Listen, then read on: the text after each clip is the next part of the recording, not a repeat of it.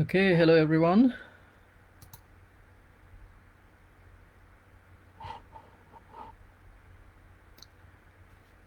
Um, I apologize for the delay.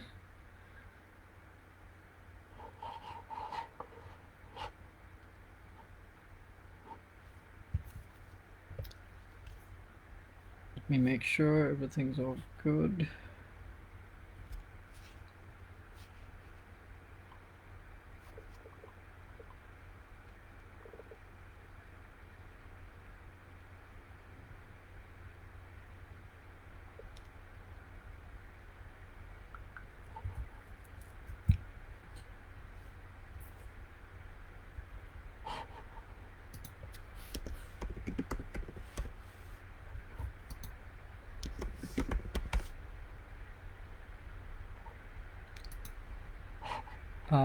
If someone can post a comment just to confirm that they can properly hear me, that'll be awesome.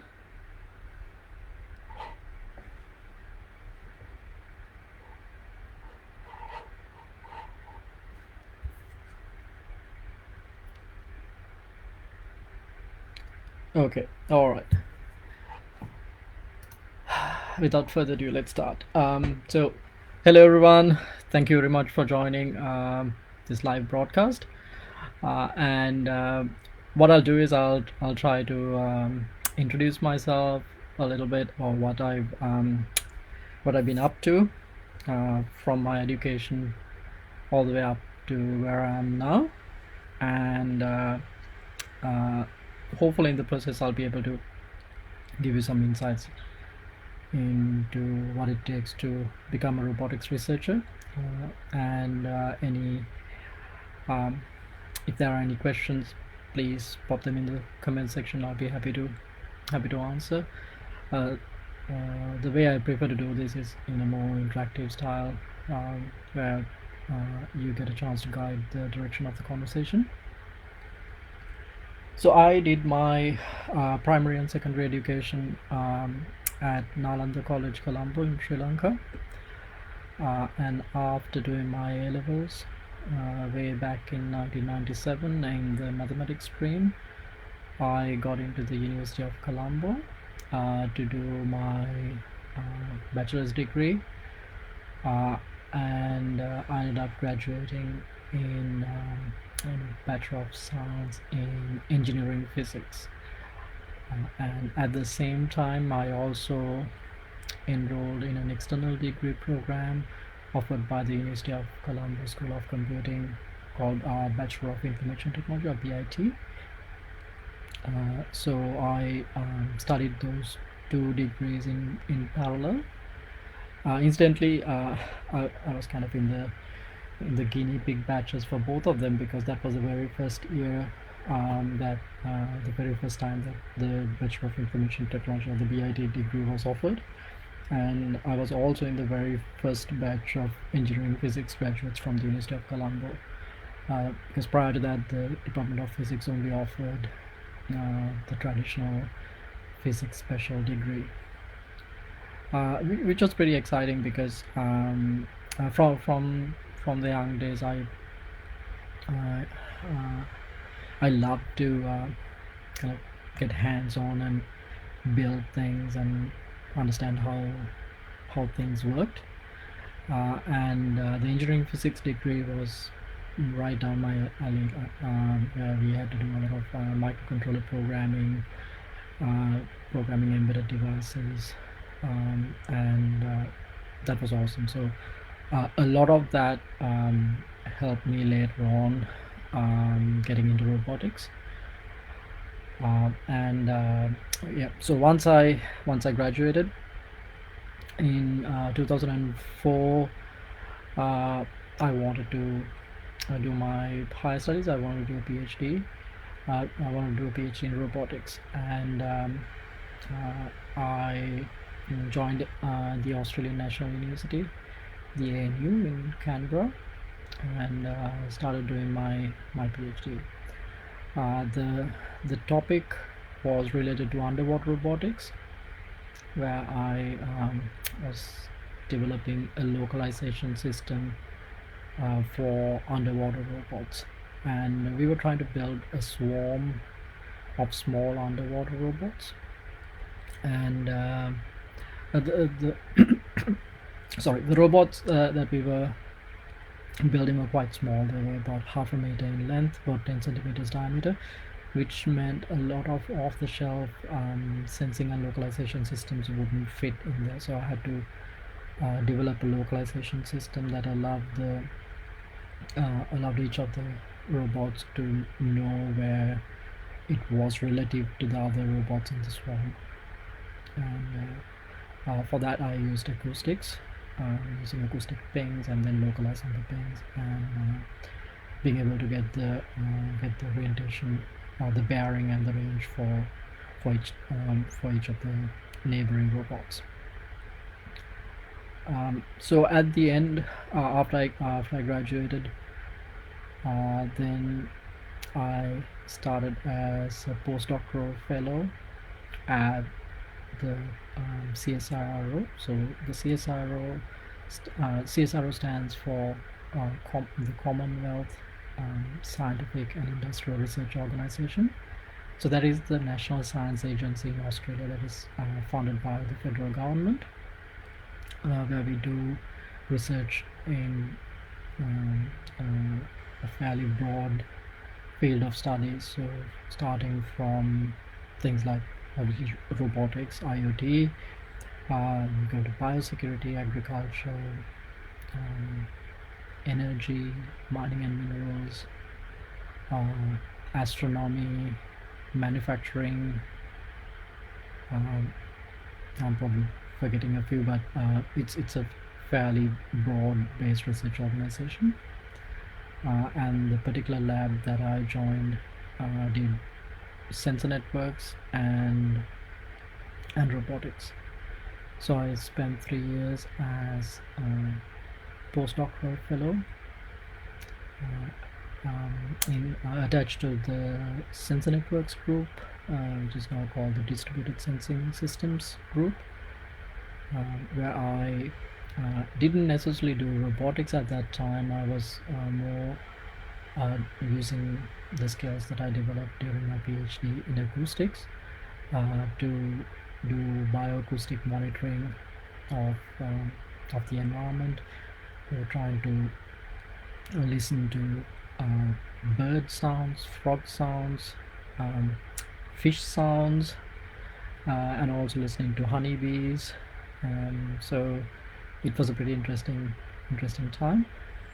And later on, towards the end of my postdoctoral fellowship, I was interested in getting our sensor nodes to more difficult to reach places in the environment, because we were deploying sensor networks in the forest, in rainforests, and that's where this whole idea of being able to autonomously navigate in difficult unstructured terrain came about, and that's how I got into legged robotics. So this was back in 2011 or so, and so I started working on that, doing research in legged robotics, trying to figure out what are the best modes of locomotion in difficult to reach areas. And in 2012, I joined the robotics group at CSIRO as a research scientist, working on legged robotics.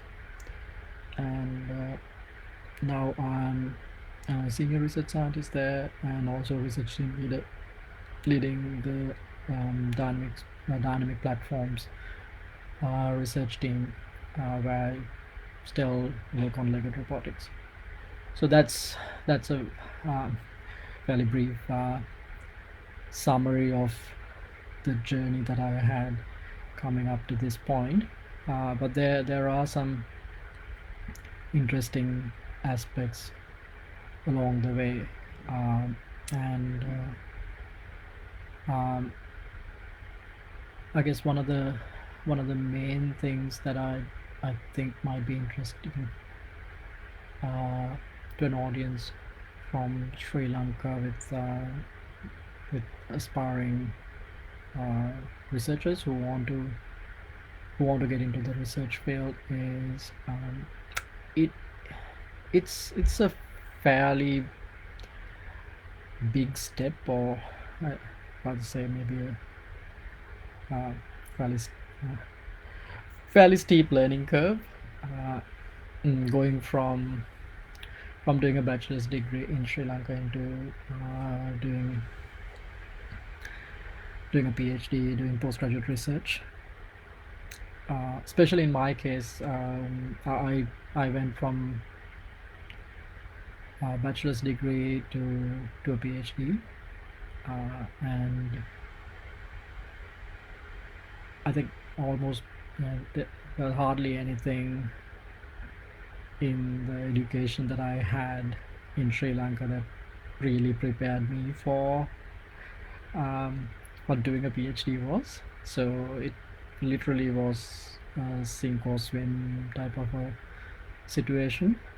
Um, I guess in other countries, let's say in the US, where you actually have to go through a master's coursework, master's by coursework program, I guess you'd have a bit of a transition going from a coursework-based bachelor's program into a fully research-based PhD. Whereas in my case, I didn't have that. I didn't have to do a master's program, so I went straight into doing PhD by research, and it's tough because suddenly you're in charge of your own destiny to a certain extent. Yes, you have your PhD advisors, you have your supervisory team, but they're not your lecturers. They're not gonna give you assignments. They're not gonna tell you exactly what to do. So it's fairly self-directed. At least that was my experience. I'm sure different PhD candidates would have their own unique experiences, but in general, that's how it is in Australia. And currently, I am supervising a number of PhD students. Currently, I have 4 PhD students that I supervise, and it's a bit of a similar experience for them as well, because what we encourage is for PhD students to pick a topic that they're really passionate about, and uh, something that you're willing to take ownership of and spend 3 to 4 years of your life doing. And it's better that the topic and the area is picked by you rather than being assigned to you by someone else. So that's the experience that I went through as well.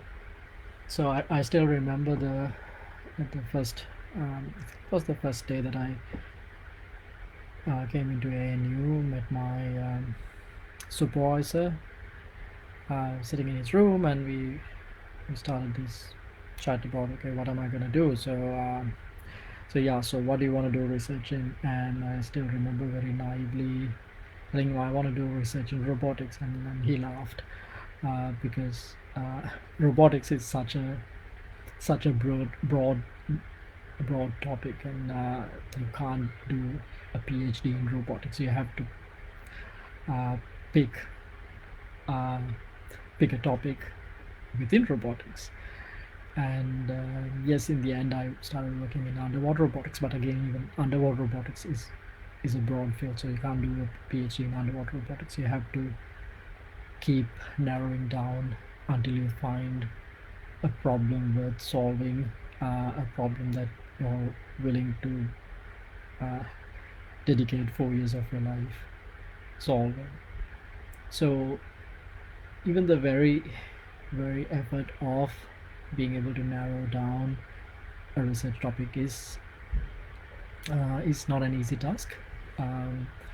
So that's something that I struggled with a little bit, but it was a good experience. And this whole idea of knowing what research is and being able to pick a research topic, those were things that that I wasn't very familiar with. I did a final year project as part of my bachelor's degree in Sri Lanka. It was called a research project, but the, there was a big step from there onto doing a PhD,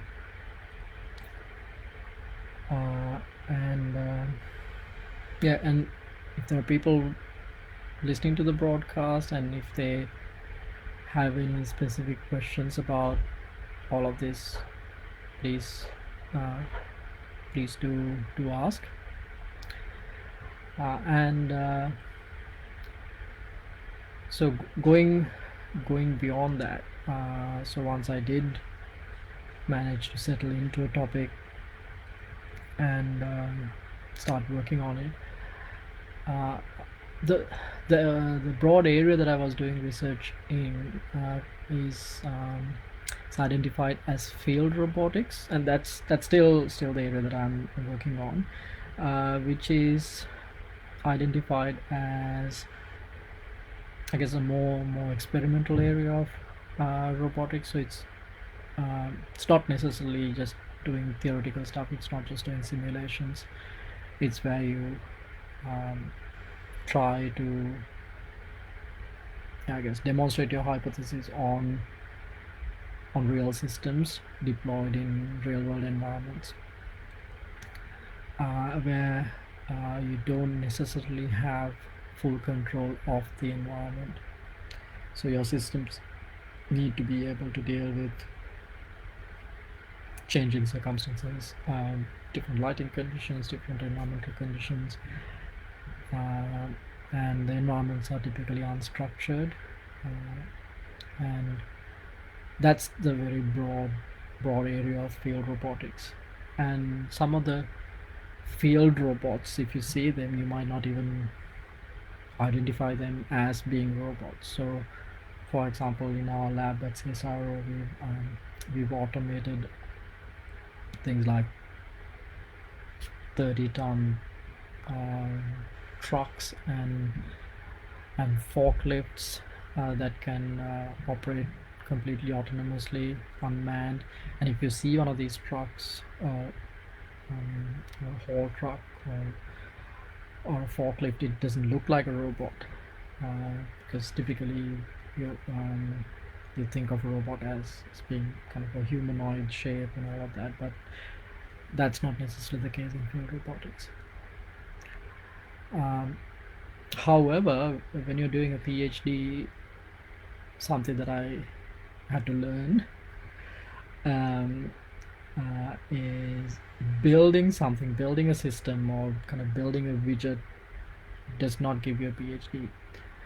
So even though I really enjoy building things, building robots, building systems, that's not going to give you a PhD. So it's a matter of identifying a research problem that hadn't been solved yet, that's identified as a gap in the literature, in the research community, and then coming up with a solution for that. And then in field robotics, then you have to actually do the verification on a real system. So trying to just have a theoretical proof or simulation based proof is not enough. So that's where the real system comes in. So it helps your cause, but just building that system itself is not going to give you a PhD. So, and in terms of legged robotics, that's what we do right now. So we are trying to work on problems that's preventing widespread real-world deployment of legged robots, and that opens up so many different research questions. How do you walk on a given type of terrain, what sort of walking pattern works best in terms of energy efficiency, if you want to be stable, if you want to save energy, if you want to conserve energy while performing the task, what you do, how many joints per leg do you use, what sort of orientations, what sort of configurations do you use. So those are some of the problems that I'm trying to address through my research.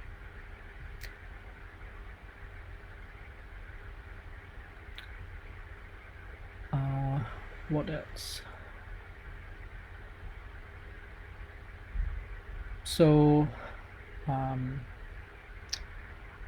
in terms of applying for opportunities in Australia, for those who are finishing their undergraduate degrees, you can get into a PhD program in Australia straight away after doing a bachelor's degree without necessarily having to do a master's degree. However, to get funding, to get a scholarship, it's not easy because you'll be competing with a pool of candidates applying from all over the world, and you need to be able to have competitive credentials compared to those. And more nowadays, there's a requirement or even an expectation that you would have produced publications, that you would have written papers either as the first author or collaborated with others, and that's one of those things that that's highly recommended. If you get an opportunity to publish a paper, please go ahead and take that opportunity. For most of you who are doing honors degrees or special degrees where you do a research project, see whether there's an opportunity, talk to your lecturers, talk to your academic supervisors, and try to find out whether there are opportunities to publish, because that gives you a small insight into what it is for you to be doing a PhD or research. And what I've been doing in the past few years, I've been getting some Sri Lankan undergraduates, engineering undergraduates, to do internships at our lab under my supervision and under the supervision of some of my colleagues. And the feedback that I've got from them is from the students who have gone through these internships. I think to date we've had about 10 students. Is that it really gave them a good understanding of what it is to be doing research in a field robotics context, and most of them had kind of gone back to Sri Lanka with an enriched set of skills, and all of them are super smart. They've done extremely well in their studies. These are mainly undergrads from the Electronic and Telecommunications degree program at the University of Moroto. But what they realize is once they come into this research environment, that's when they realize that there's a whole suite of skills that they still need to acquire to be a successful researcher, and that gives them a preview of what it would be like to do research, and then of course they can use that experience to decide whether they want to continue doing that in their career to pursue an academic research career. So that's something that we've been doing in the past. So well, of course, right now with the COVID-19 situation, it becomes a little bit more complicated to get interns to come in to our lab with all the travel restrictions. However, going forward, hopefully from next year onwards, we'll be able to continue doing that. So please do reach out to me if you're interested in doing that in the future.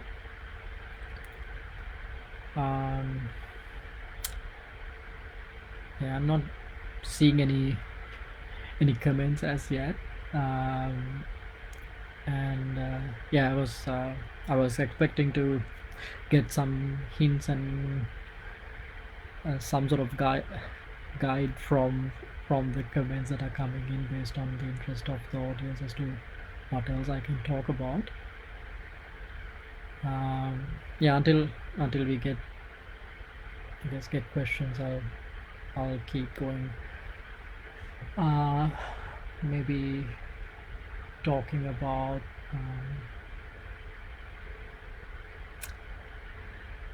yeah, okay. So there is one thing that I'd like to stress.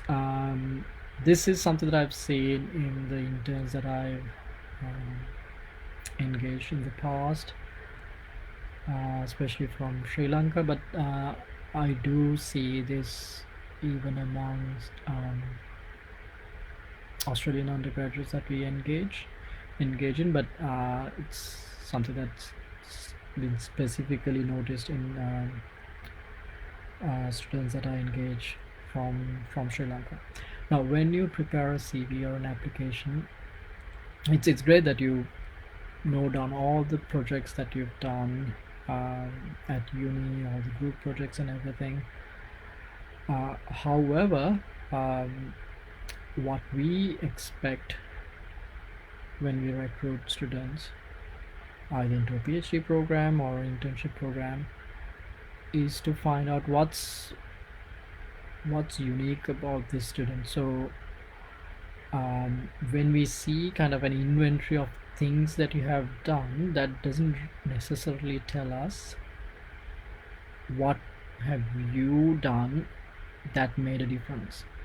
So here we use the term impact, like what was the impact of the work that you did.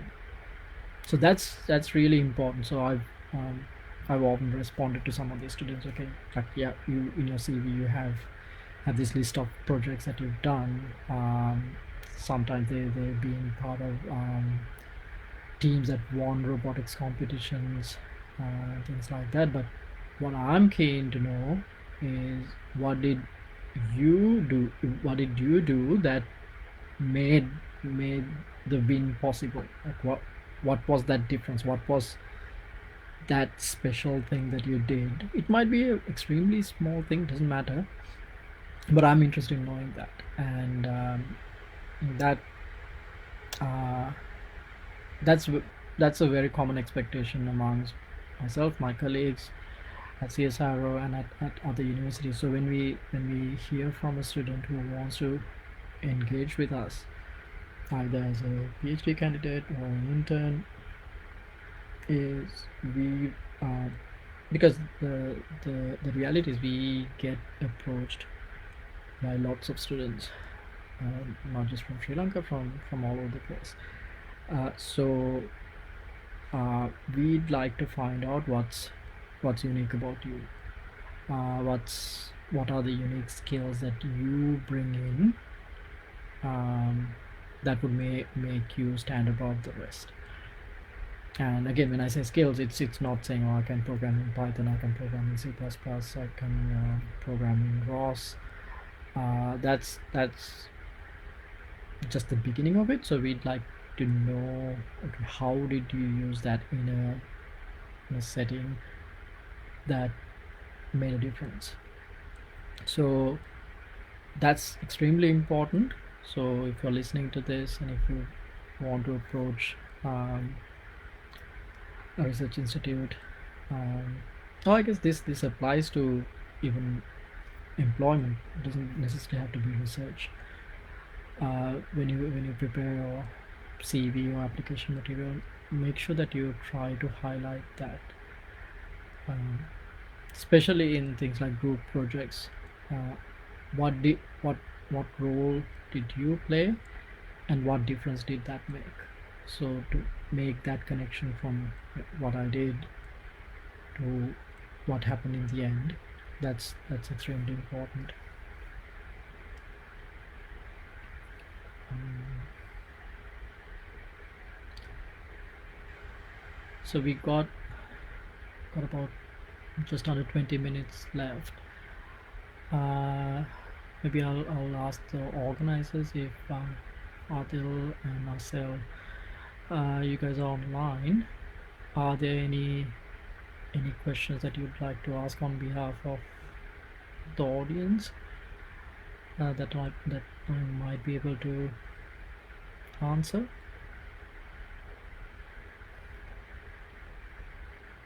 In the meantime, something that I can do is I can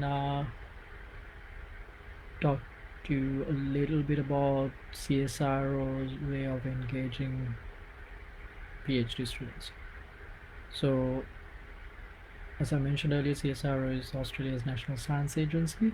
We do research, however, we are not a degree awarding institution, so we don't enroll students directly. So what we do is we collaborate with lots of how do I get the comments?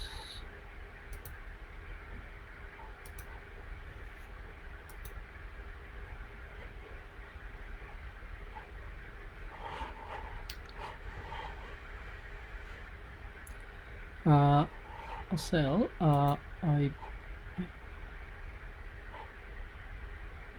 on my thing I don't see any other comments. I'm just wondering.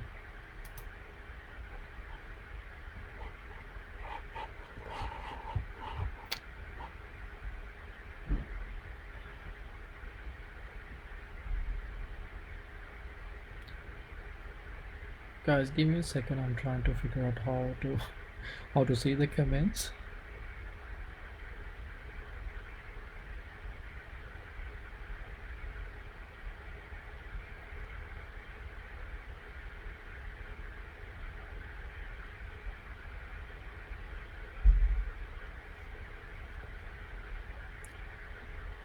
Because I have a comment section open in the window that I'm in, and I don't see any comments there. So guessing I'll have to do something else to see the comments.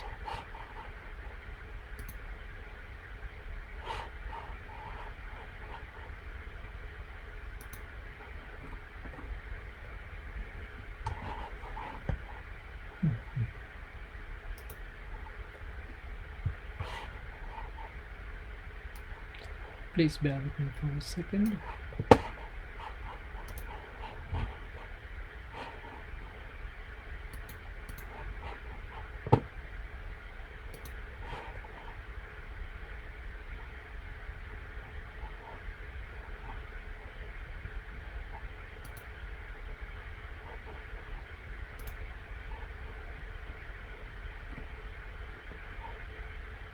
Aha. I think I need to go in the comments. Oh, okay.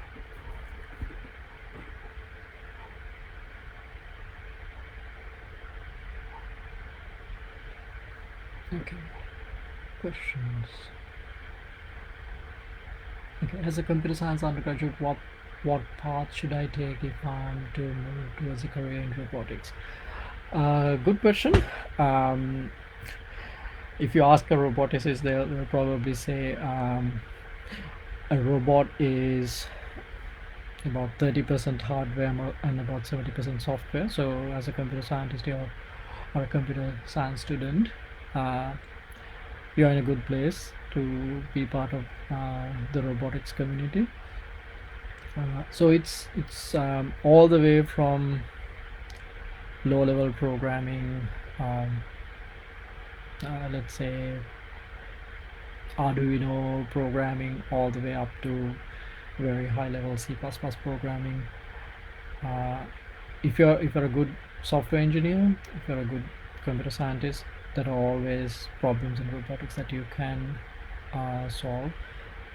And as you know, like there's a huge interest in machine learning these days, AI and machine learning, and that's pretty big in robotics, where you're trying to get your robots to learn new controls, learn new behaviors. So your knowledge in machine learning would definitely be helpful. In terms of programming, um, Python and C++ would be kind of the go-to languages, and C++ is the industry standard language for robotics. So brushing up on C++ is highly recommended. And we use what's called Robot Operating System, or ROS, and that is extensively used not just in our lab, across the world. That's ROS is kind of a standard in developing robots. So ROS, for those who are not familiar, is, how do I explain? It's a middleware, uh, uh, a collection of libraries that can be used to program a robot, and it's free. It's an open source project, and it's tightly integrated with the Gazebo simulation environment as well. So you don't need to have access to a real robot to start programming in ROS. So just Google ROS, robot operating system, and you'll get plenty of tutorials and resources, and that'll set you up to do robotics. So you need to go. And what's the other question? Are you able to support any robotics teams in Sri Lanka if they reach out to you for support with ideas and prototypes or competitions to represent Sri Lanka in international forums? Yes, absolutely. Um, yeah, I'm happy to help in whichever way I can. Are there any opportunities for remote internships with the team for Sri Lankan students? So I think that's specifically for the current situation. It's not just Sri Lankan students. We struggle engaging students. Period. Like we in our lab, we typically get student interns from all over the world, from the US, Europe, South America. Uh, yeah. So at the moment, unfortunately, uh, it's difficult. And in terms of remote internships, we have set up a couple of remote internships, but these are for students that we've started the engagement process before the pandemic started. But we don't have a set program, but it's more of a case by case basis thing. So do reach out to me. You can Google my details, and you should get my contact details. You can reach out, and we can figure out whether there's anything we can do.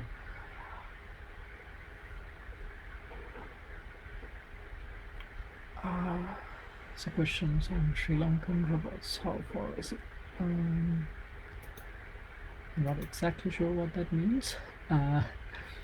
If it is about the development of robotic technology in Sri Lanka, it's been quite impressive. I've seen some impressive robotics projects happening in Sri Lanka in multiple universities, and I think we are heading in the right direction.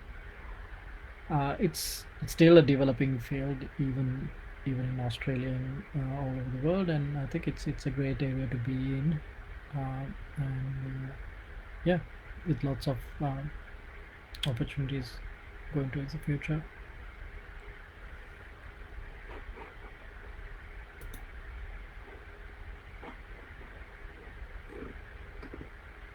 Are there any other comments that I may have missed?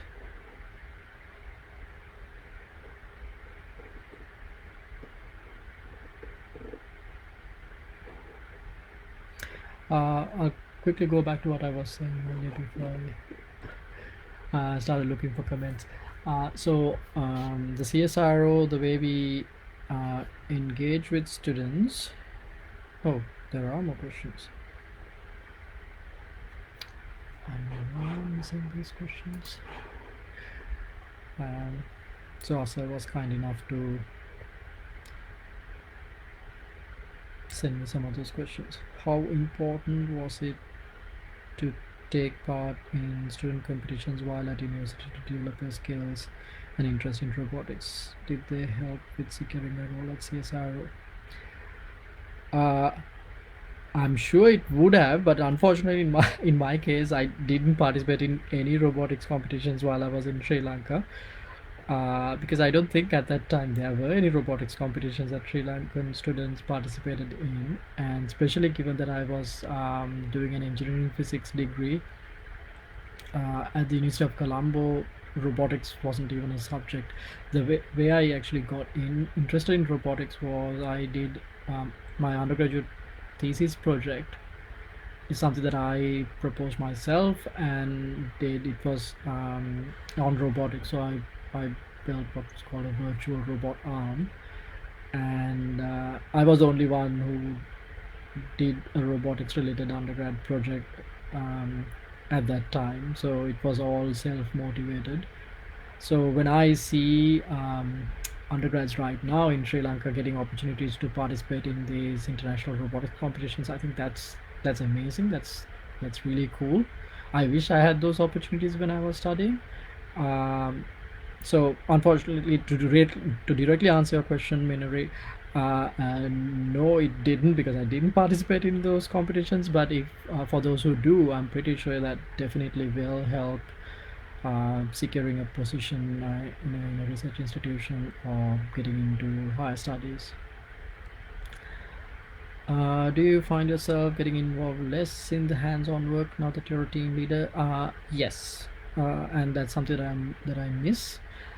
I try my best to get my hands on things whenever I can. Just in the last couple of days, just as therapy, I brought home, because these days we are working from home because of the COVID-19 situation. So I brought home a small robot and kind of did a full tear down and started rebuilding the robot. So I don't know whether my former interns are online. It's the 6-wheeled rover called Volley that some of the undergrads from Moratua set up. Unfortunately, it wasn't in an operational condition, so I had to completely tear down and rebuild it. And that's when I realized that sometimes the students actually do have a fair bit to go when it comes to building a robot, but they did a great job. But yes, I did get my hands on work done with a robot recently. That felt really good. As international students, do we underestimate the cultural adjustment we have to make on top of the pressure of doing a PhD? Any advice on that? Yes, great question. So there is a cultural difference. It's not hard, but there definitely is a difference. Learning to adjust. I think it's not just for doing a PhD. If you move to a different country, there always are cultural pressures that adjustments that you need to do. A very simple one. Here, nobody calls anyone sir or madam, and I feel uncomfortable when when the Sri Lankan students call me sir. and all my colleagues look at me funny when they do that. So sometimes I do encourage them. You don't have to do that because here everybody's on a first name basis, right? So I'm happy for my PhD students to just call me Navinda. But students coming from Sri Lanka struggle with that a lot. They'll probably call me Dr. Navinda or something like that. Since I do understand how uncomfortable it is for them as well, I don't stress on that. But when I started my PhD with my PhD supervisor, he was a German, he was Dr. Uwe Zimmer. Uh, so when I called him Dr. Zimmer, he immediately refused to. He said, "No, I'm not going to talk to you if you don't call me Uwe." So I had to call him by his first name straight away. So that's just one example of the cultural adjustments that you require.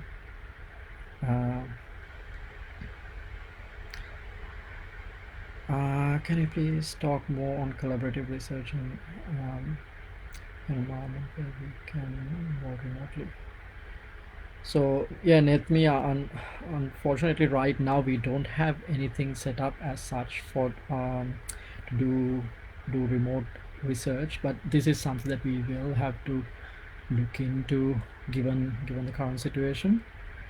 Because I think even this year there were processes underway to get some Sri Lankan interns to come in. I think this month or last month, but this process started early in the year before all of this started, and I think they had to be suspended because of that.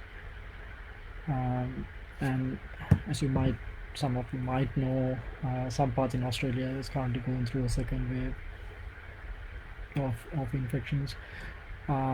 So unfortunately, it is kind of going to be our reality for some time to come. And yeah, so we will have to come up with creative ways of being able to engage with students remotely. So at the moment we don't have any set programs in place, but do reach out, keep in touch. If you're interested, we can try to come up with some programs.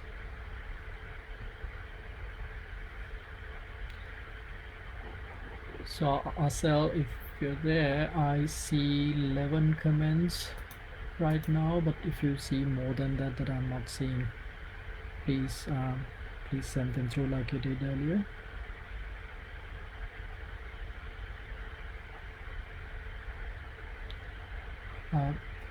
So quickly, CSIRO is not a degree awarding institution.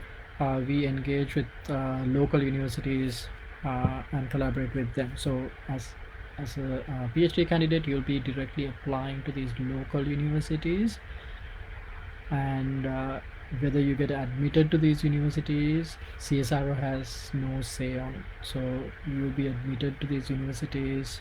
Let's say for us, we are based in Brisbane.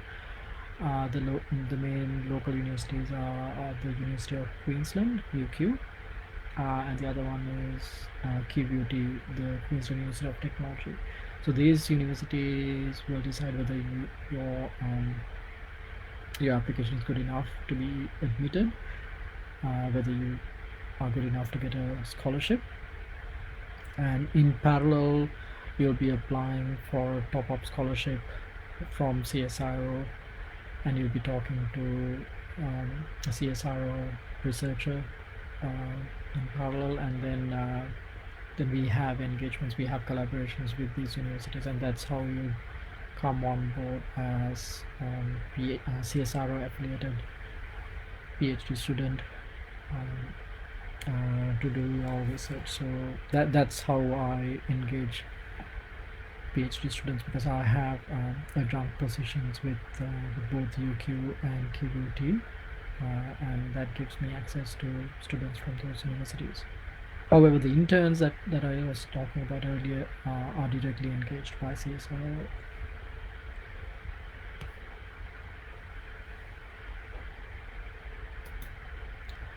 I think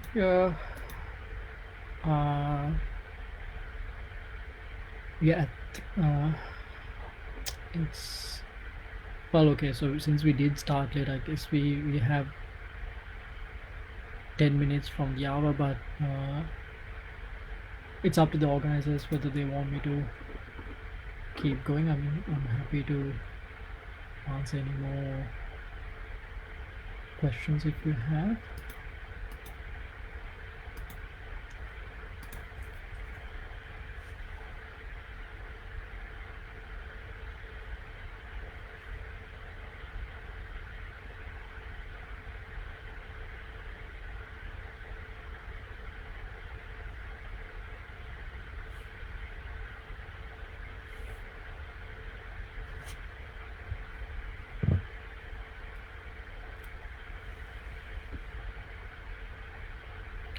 Maybe I'll okay, yeah, so I'll things that we can wrap up,